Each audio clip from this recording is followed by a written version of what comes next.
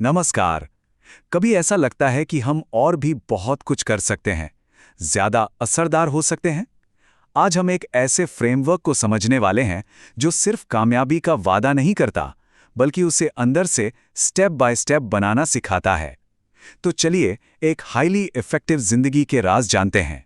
कभी सोचा है ऐसा क्यों होता है कि कुछ लोग तो बड़ी आसानी से एक के बाद एक मंजिलें पाते चले जाते हैं, जबकि बाकी लोग वो बस एक ही जगह पर चक्कर काटते रह जाते हैं। इसका जवाब किस्मत या हालात में नहीं है, नहीं। ये कहीं ज्यादा गहरी और हमारे कंट्रोल में रहने वाली चीज में छिपा है, हमारी आदतों में। ठीक है, तो इसे जरा गहराई से समझते हैं। एक पेड़ की तरह सोचिए। पर्सनैलिटी एथिक क्या है? ये है पत्तों और डालियों को चमकाना, मतलब अच्छी बातें करने के तरीके, एक प्यारी सी मुस्कान। ये सब ऊपर ऊपर से तो अच्छा लगता है, पर इसका असर टेम्पररी होता है। लेकिन जो कैरेक्टर एथिक है वो उस पेड़ की जड़ें हैं, हमारी ईमानदारी, हमारे सिद्धांत, हमारा चरित्र। ये दिखती नहीं, पर सच तो ये है कि पूरे पेड़ को यही संभालती हैं। असली टिकाऊ बदलाव हमेशा जड़ों से शुरू होता है, अंदर से बाहर की तरफ। और ये अंदरूनी बदलाव शुरू होता है जिसे हम कहते हैं प्राइवेट विक्ट्री, यानी कि निजी जीत। बात बिल्कुल सीधी सी है। दूसरों के साथ मजबूत रिश्ते बनाना तब तक मुश्किल है जब तक हमारा खुद के साथ ही रिश्ता कमजोर हो। किसी को लीड करने या किसी के साथ मिलकर काम करने से पहले खुद पर महारत हासिल करनी ही होगी। तो पहली कुंजी जो बाकी सारे दरवाजे खोलती है वो है प्रोएक्टिव बनना। और सुनिए, ये सिर्फ पहल करने से कहीं ज्यादा है। ये एक बुनियादी सोच है, एक माइंडसेट। ये वो स्विच है जो हमारे नजरिए को जिंदगी मेरे साथ हो रही है से बदलकर मैं अपनी जिंदगी बना रहा हूं कर देता है।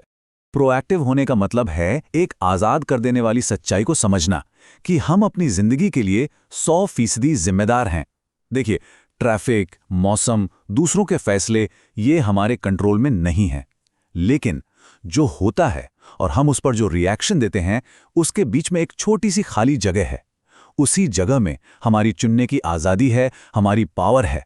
हम अपनी कहानी के लेखक हैं, सिर्फ किरदार नहीं जो हालात की लिखी स्क्रिप्ट पढ़ रहे हैं। अब जरा इस बात पर गौर कीजिए, कितनी कमाल की है। रिएक्टिव भाषा कैसी होती है? मैं कुछ नहीं कर सकता या उसकी वजह से मुझे गुस्सा आता है।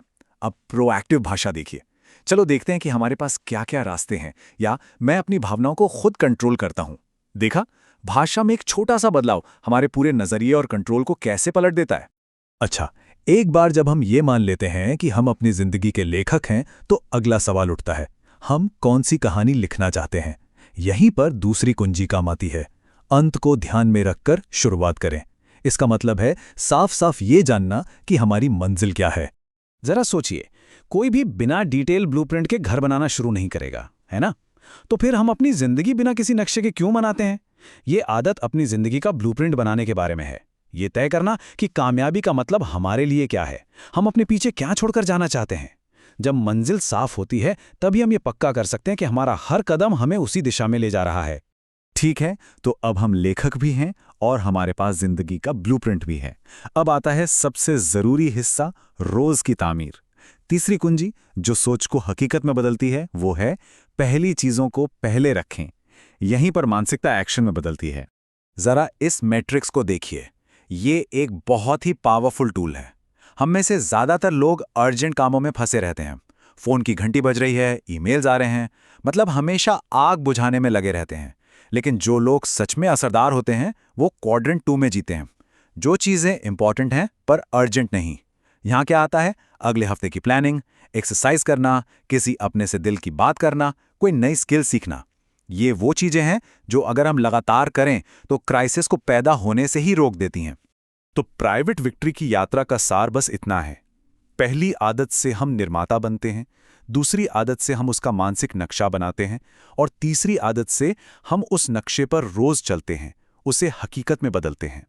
एक बार जब हम खुद पर यह जीत हासिल कर लेते हैं, तब हम इंडिपेंडेंट से इंटरडिपेंडेंट बनने के लिए तैयार होते हैं।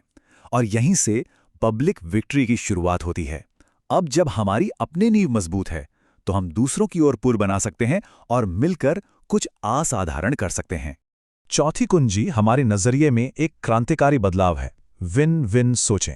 हमारी संस्कृति अक्सर हमें सिखाती है कि जिंदगी एक मुकाबला है, मेरे जीतने के लिए तुम्हारा हारना जरूरी है। विन विन मानसिकता एक तीसरा रास्ता खोजती है, ऐसे समाधान ढूंढना जिससे सभी को फायदा हो। ये मेरा तरीका या तुम्हारा तरीका नहीं है, ये एक बेहतर तरीका है। देखिए, इंसानी बातचीत के ही अलग अलग मॉडल होते हैं।